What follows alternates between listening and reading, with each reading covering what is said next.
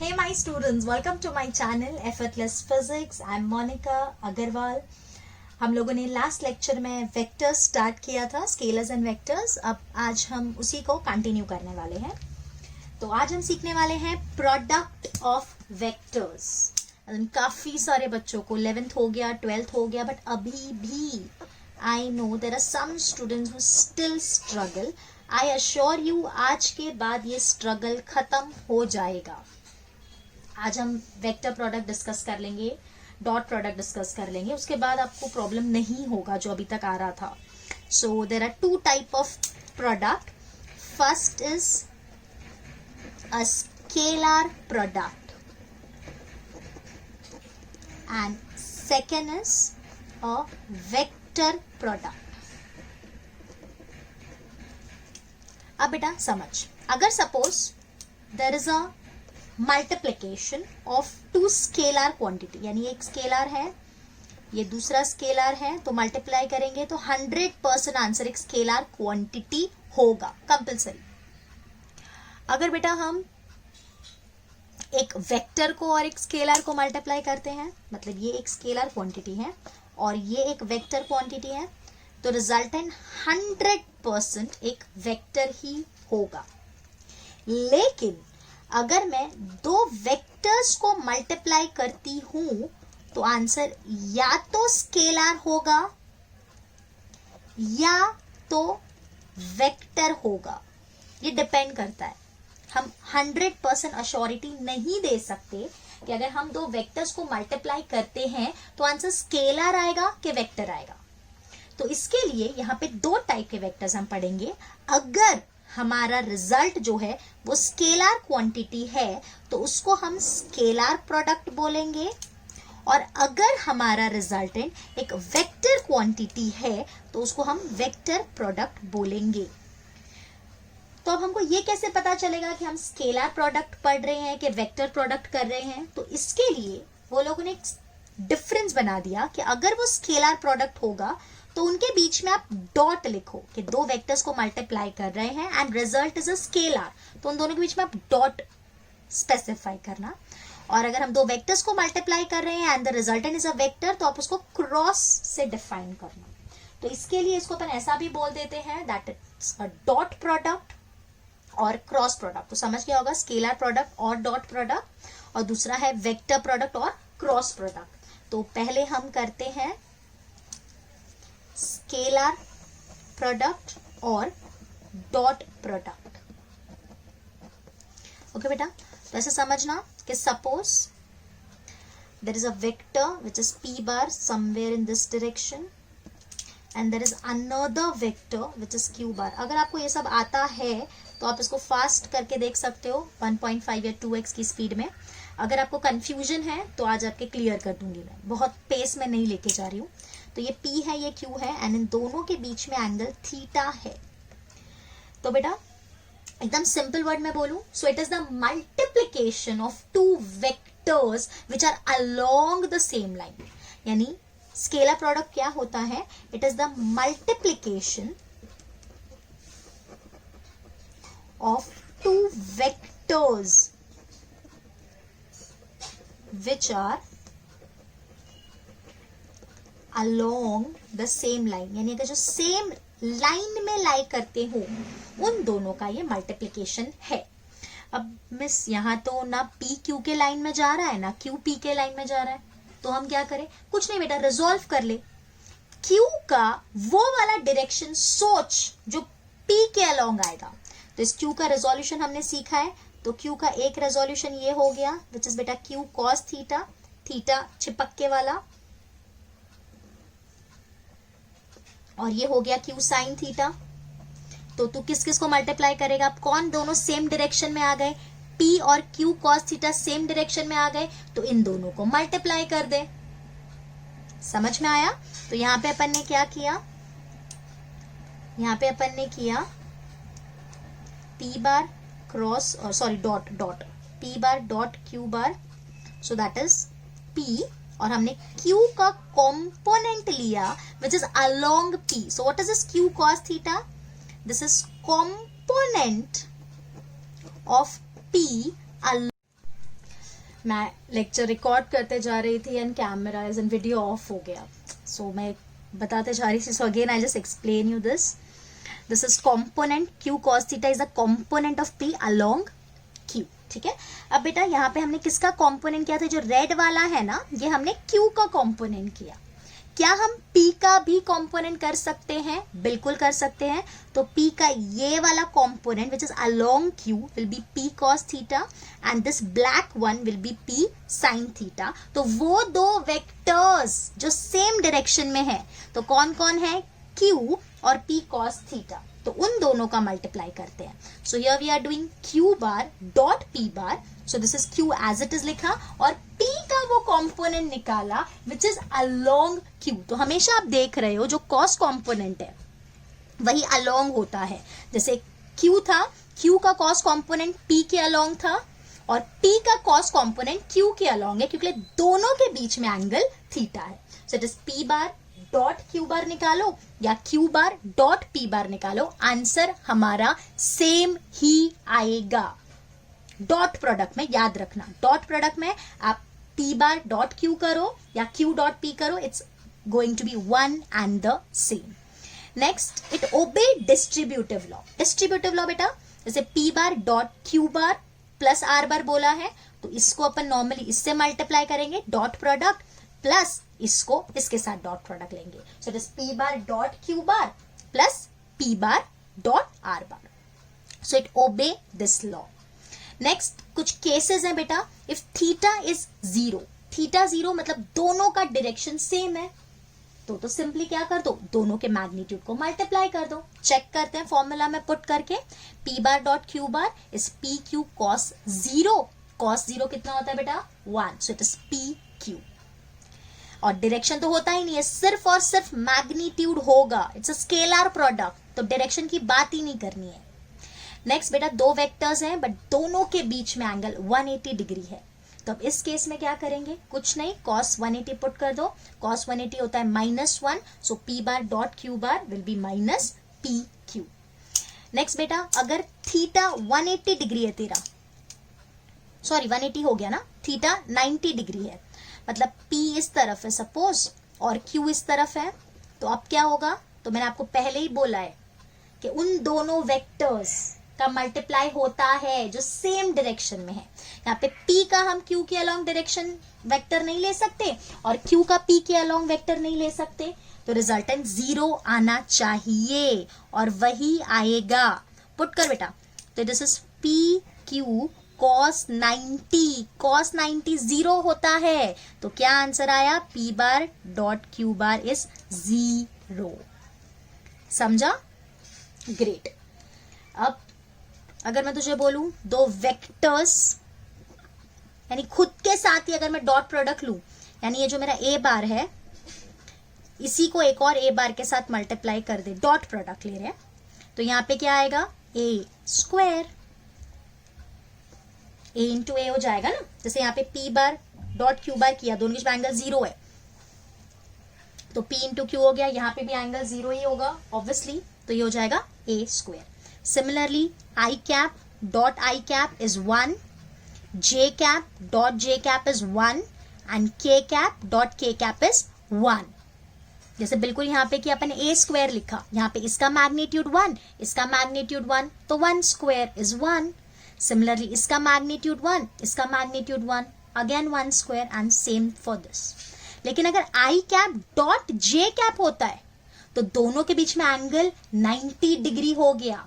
I is along the X and J is along the Y, तो ये हो गया 0. Similarly, J cap dot I cap is 0. Next, I cap dot K cap is 0. K cap dot I cap is 0. J cap dot K cap is 0 and K cap dot J cap is 0. Clear? Okay. Next, अगर आपको इस तरह से दिया है बेटा P bar is equals to Px I cap plus Py J cap plus Pz K cap and Q bar is Qx I cap plus Qy J cap plus Qz K cap, और आपको इनका dot product निकालने बोला है. तो कैसे करेंगे?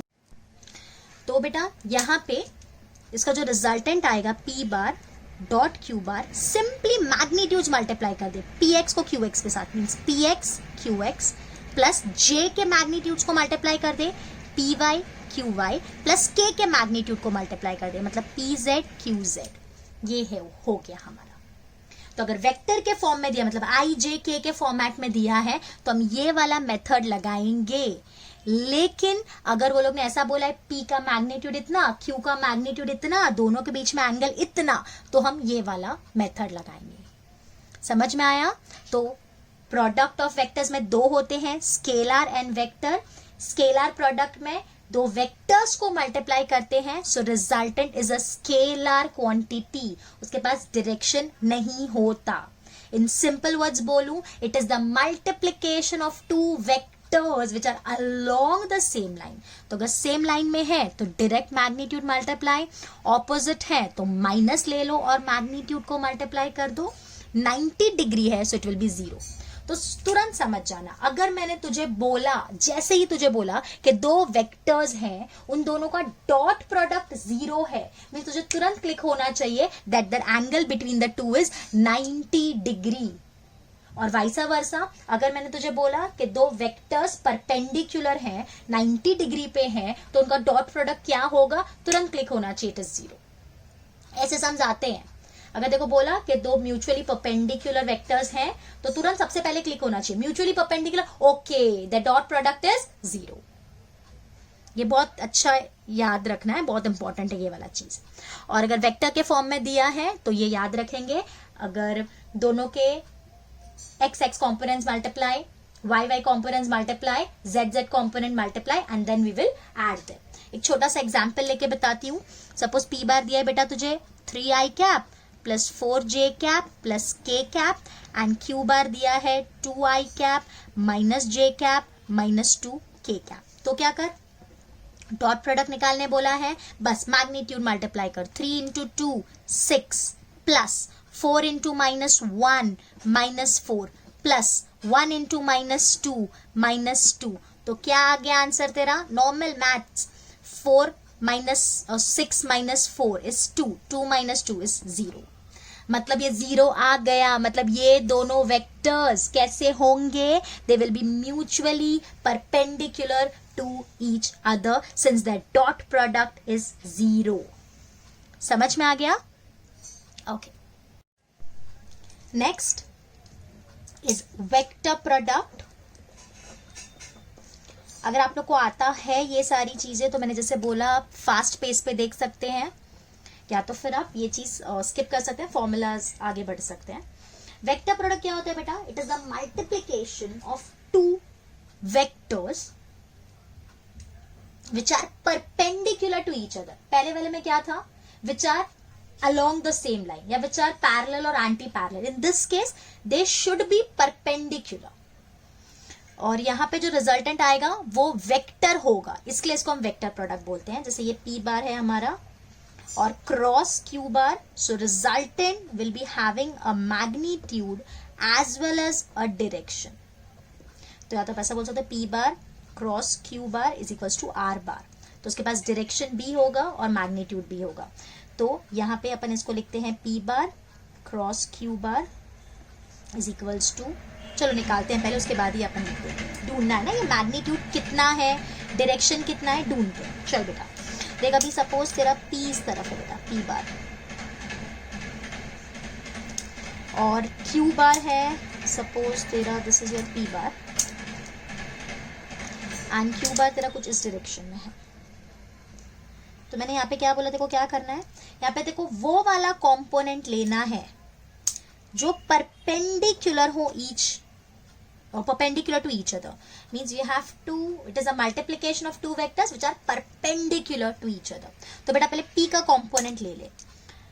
तो पहले अपन क्या करते हैं, Q बार क्रॉस P बार करते हैं।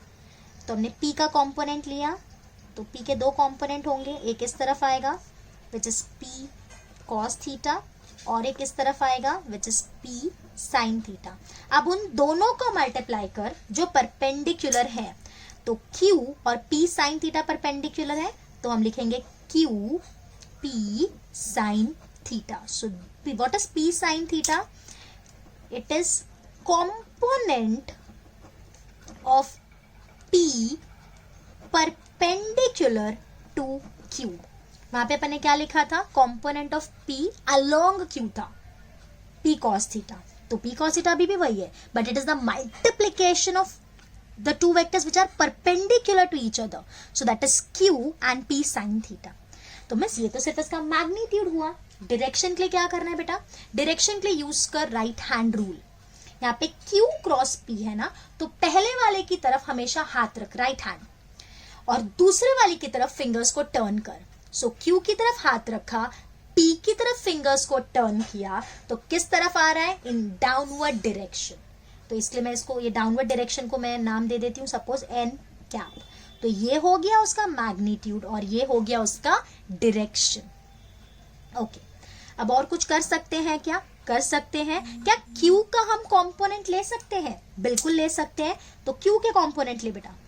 तो Q का ये कंपोनेंट हो गया Q cos थीटा और Q का ये वाला कंपोनेंट हो गया Q sin theta.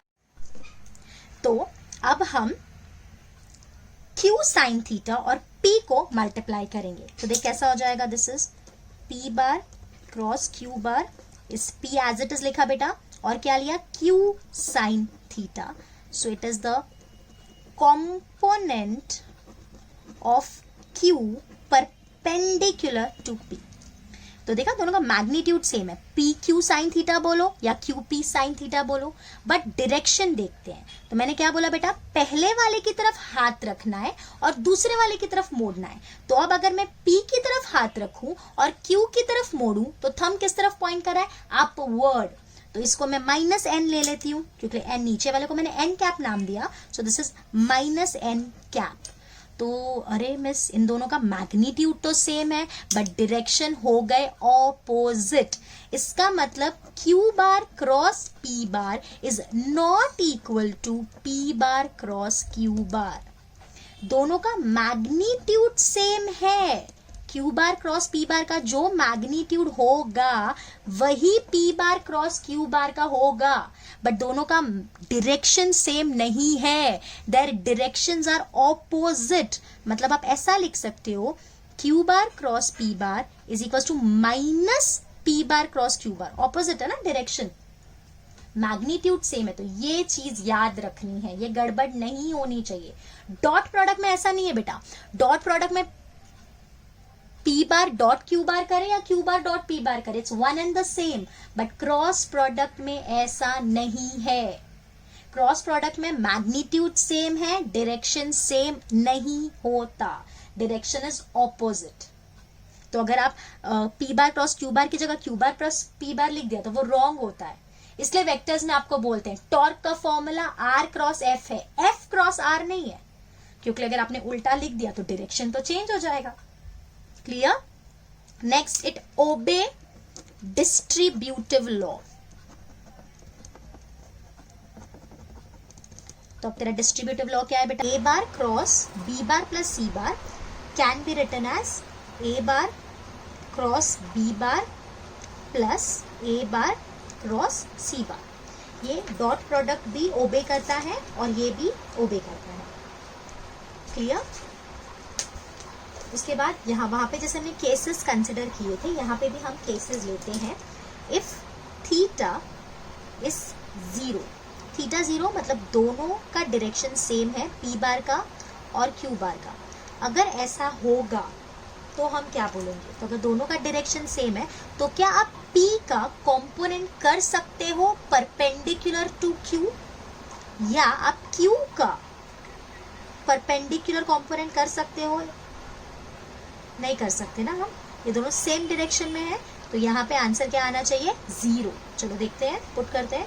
P bar cross Q bar is equals to P Q sine 0. सिर्फ मैग्नीट्यूड और ये उसका डायरेक्शन. तो साइन 0 0 हो जाता है. तो यहाँ पे इसका क्रॉस प्रोडक्ट क्या आ गया? 0. तो whenever two vectors are parallel to each other, their cross product is 0. याद रखना. Next, if theta is 180 degree मतलब P इस तरफ है तो Q उसके ऑपोजिट है, both are anti parallel to each other. तो अभी भी हम कंपोनेंट्स नहीं कर सकते इन परपेंडिकुलर डायरेक्शन, तो यहाँ पे भी आंसर 0 आना चाहिए। So P bar cross Q bar is equals to PQ sine 180।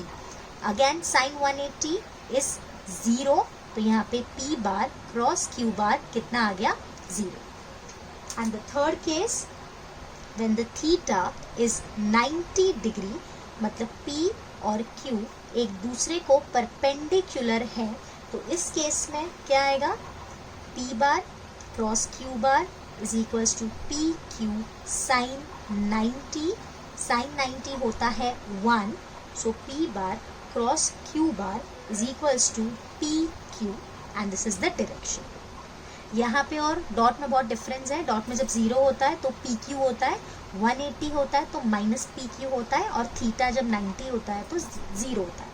Cross में when theta is 0, cross product is 0, when theta is 180 cross product is 0, and when theta is 90 cross product is PQ into vector. Okay, so now I cap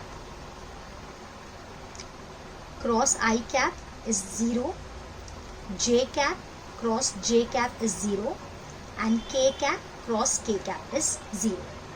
अब I cap cross J cap is K cap, but plus K minus.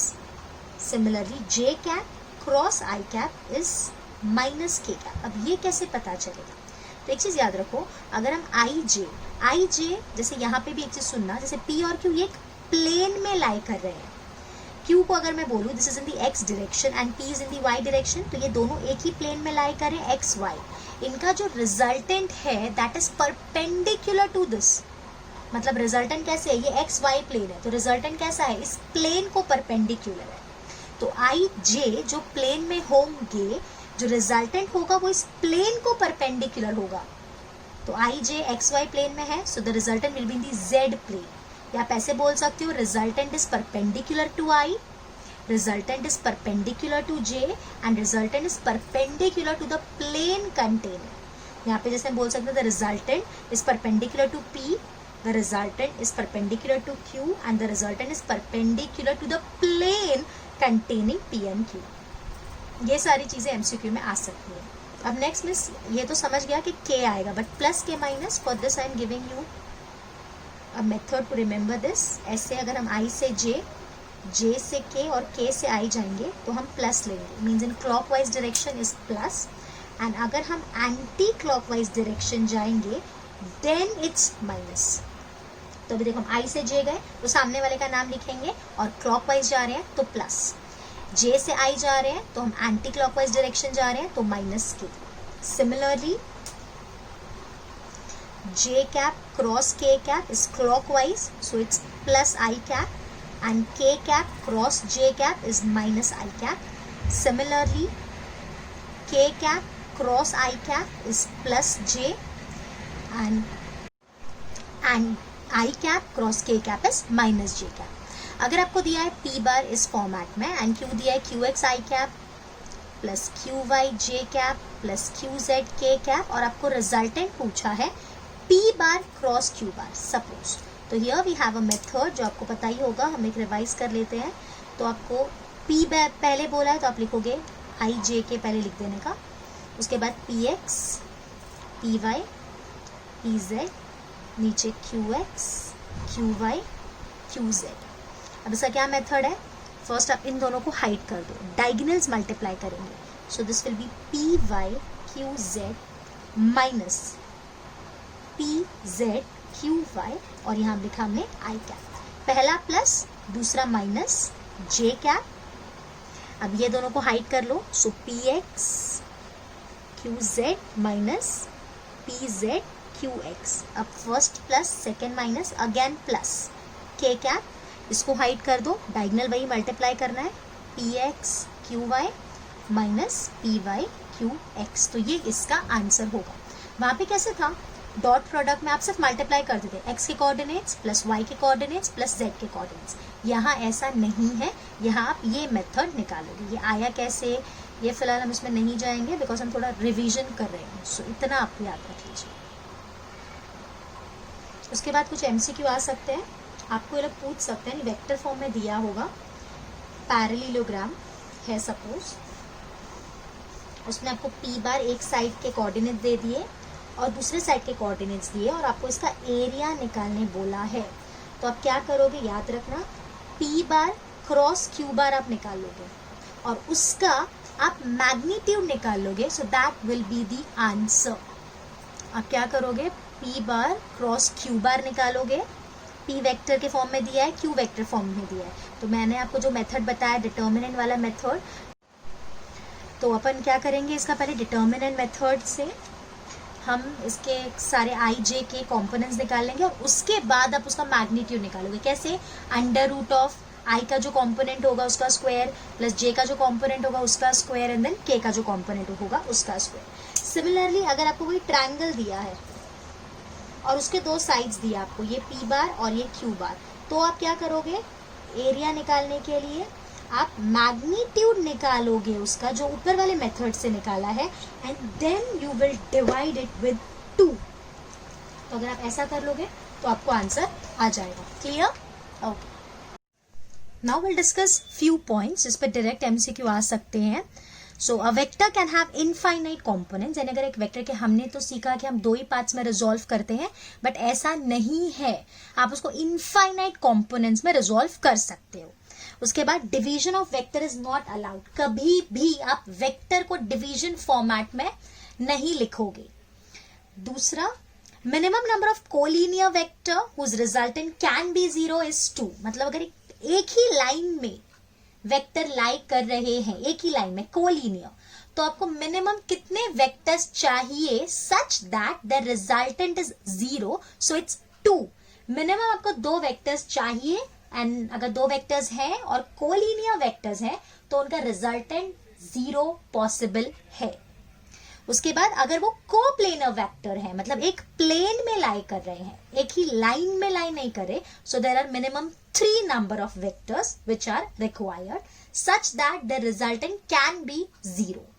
उसके बाद अगर वो non coplanar है, यहाँ पे क्या था, कोलिनियर, यहाँ पे कोप्लेनर एंड यहाँ पे है non coplanar, so we required minimum 4 vectors.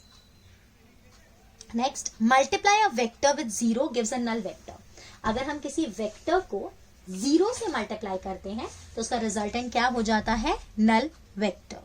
उसके बाद angular velocity, angular displacement, angular acceleration, torque, angular momentum, these are all axial vectors. What is axial vectors? Which is, जैसे अभी हमने वो सीखा P bar cross Q bar, तो P Q एक plane में लाई कर रहा था and the thumb is perpendicular, means it is perpendicular to the plane. तो ऐसे जो वेक्टर्स होते हैं उनको हम एक्सियल वेक्टर्स बोलते हैं। उसके बाद अगर आपको ऐसा दिया है, ये भी एमसीक्यू डायरेक्ट आता है कि अगर ए बार प्लस बी बार का जो रिजल्टेंट है वो सी बार है और उनका जो मैग्नीट्यूड है वो ऐसा है, A bar plus B bar is equal to C bar, तो तुरंत हमको समझ जाएगा कि उन ए और बी में एंगल कितना है, 90 डिग्री, बिकॉज ये पाइथागोरस लॉ ओबे करता है। अब बेसिकली हम नेक्स्ट डिस्कस करने वाले हैं सब्ट्रैक्शन ऑफ वेक्टर्स। वैसे ये है नहीं, यानी सब्ट्रैक्शन हम कर नहीं सकते, बट ये लोग ने एक ट्रिक यूज करके सब्ट्रैक्शन किया है। जैसे अगर आपको बोला कि आपको पी बार और ये एक वेक्टर है क्यू बार, इन दोनों को सब्ट्रैक्ट करना है, so there is no such law, but हम क्या करते हैं, हम क्यू बार का नेगेटिव वेक्टर ड्रॉ कर लेते हैं। सो दिस इज पी बार और क्यू बार का नेगेटिव वेक्टर ड्रॉ किया, this is minus Q bar, और इन दोनों को हम ऐड करेंगे। तो अगर बेसिकली आपको 2 वेक्टर्स दिए बेटा और आपको सब्ट्रैक्ट करने बोला है, so I will direct give you the formula resultant, और दोनों के बीच में एंगल थीटा 90 डिग्री दिया है। तो आप क्या करोगे, पी बार plus Q bar minus 2pq cos theta, ये आपका फॉर्मूला हो जाएगा। और जो आपका एंगल है alpha, that will be tan inverse